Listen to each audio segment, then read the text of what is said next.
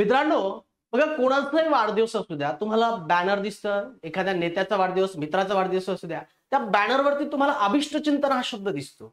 पण अभिष्टचिंतन हा शुद्ध शब्द बरोबर आहे का लिहिलाय तो चुकीचा आहे हे समजणं गरजेचं आहे. बऱ्याच ठिकाणी हा शब्द आपल्याला अशुद्ध पद्धतीने लिहिलेला असतो. बघूया आपण शुद्ध शब्द कोणत्या प्रकारचा आहे. बघा अभिष्टचिंतन मध्ये असे ऑप्शन दिसतात आपल्याला, परीक्षेला सुद्धा हा शब्द आलेला आहे. पण अभिष्ट हा शब्द कसा बनलाय हे जर कळलं तर मग अभिष्ट चिंतन शुद्ध कोणता हे आपल्याला कळेल. बघा अभि अधिक इष्ट, याच्यामध्ये अभिमध्ये ई असतो, इष्टमध्ये ई असतो. दोन सजातीय स्वर जेव्हा एकत्र येतात तेव्हा त्यांच्याऐवजी त्यांच्याच जातीतला दीर्घ स्वर एकत्र येतो, म्हणजे दीर्घ ई तयार होतो. म्हणून हा शब्द अभिष्ट अशा पद्धतीने होतो. आणि त्याला प्लस कोण येतं, चिंतन.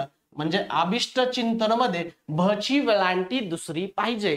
म्हणजे त्या पद्धतीने जर बघितलं आपण या ठिकाणी तर अभिष्ट चिंतन हा शब्द आपल्याला करेक्ट दिसतो. असेच बरेचसे शब्द अशुद्ध आहेत, त्याबद्दल आपण नवनवीन व्हिडिओमध्ये माहिती घेणार आहोत. ओके, चलो थँक्यू.